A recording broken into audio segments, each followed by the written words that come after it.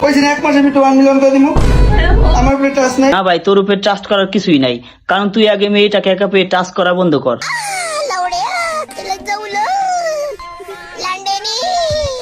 কি বলবো, মানুষ কতটা পাপী এবং নির্লজ্জ হলে মানুষের সিম্প্যাথি পাওয়ার জন্য ইমোশনাল ভিডিওতে পম পম টিপি করে। এর মতো নিব্বা নিব্বির জন্য আমরা বলে থাকি ছেলে টিকটকার মানে হলো আর মেয়ে টিকটকার মানে হলো। আমি যদি ছেলে না হয় তোমার মতো মেয়ে হতাম। ভাই, তোরে তো আমরা ছেলে হিসেবে মনেই করি না। তোর কোন অ্যাঙ্গেল থেকে দেখলে মনে হয় তুই ছেলে?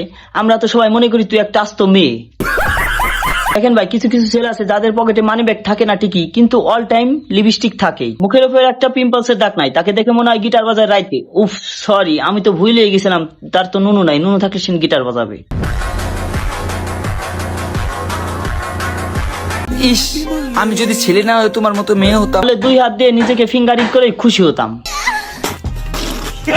এক মাসে আমি 1 মিলিয়ন করে দিব। মূল কথাটি হচ্ছে আমাদের এই টিকটকার রাহাতের অবলা বইয়ের টিকটকারিটা ব্যান হয়ে গেছে, এবং এটা জানার পর কিছু পাবলিকের অবস্থা।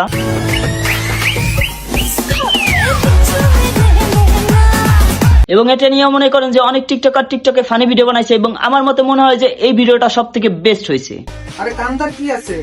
হ্যাঁ, 1 মাসের ভিতরে তোমার 1 মিলিয়ন বানাই দিব। তুমি টেনশন করো, 1 মাসের ভিতরে 1 মিলিয়ন বানাই দিব। আমি বানাই দিব 1 মিলিয়ন। টিকটক তো বাপে।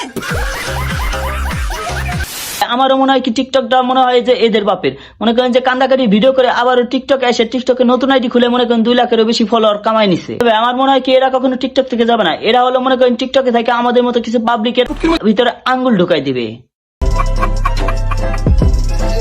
কথায় না কাজে জবাব দিব।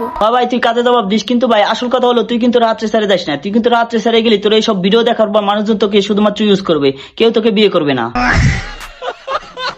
সবাইকেই দেখে রাখতেছি, ইনশাল্লাহ এক এক করে ধরবো। ভাই এরা তো কিছুক্ষণ আগে কান্দাকাটি করে মানুষের সিম পেতে নিচ্ছিল।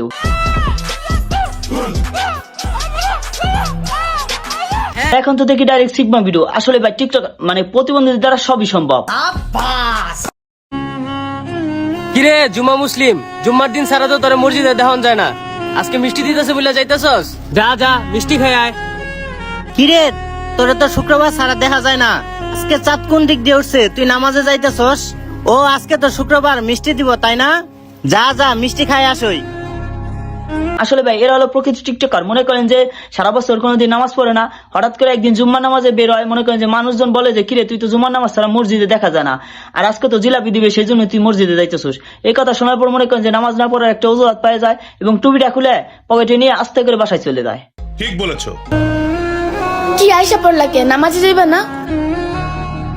না যাই নাই, আর যাবো না। ভাই একদিক দিয়ে ভালো হয়েছে নামাজে জানাই, কারণ টিকটকে সাইড ইফেক্টটা হুজুরের মাথায় পড়তো এবং নামাজ শেষে সবার এই অবস্থা হইতো।